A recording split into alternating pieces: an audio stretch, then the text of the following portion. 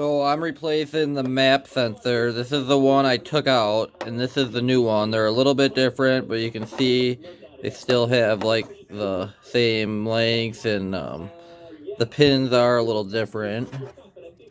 See how it's got like the 3 stripes, and that's just more of the smaller pins, but you have to take off the plastic cover. On this one, you just have to undo the cap and then pop it off, and then I put the cap back on.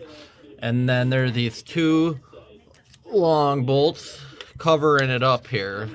So there's the hole, and then there's this bolt here, 10 millimeter or 13, I forget.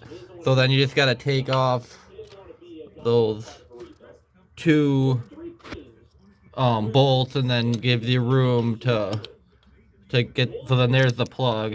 So then you got to plug it in, and then yeah, just move these wires around so you can get the new one in there like that. So it's underneath the cover towards the driver, underneath those, and that's what it looks like.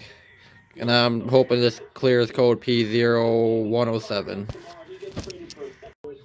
So I had to go back and get the correct one.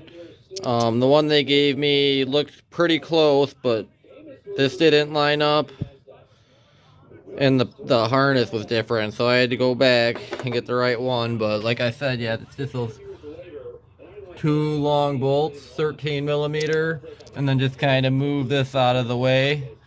I popped it out of the hole first, and then I removed it from the harness, and it's got 3 pins.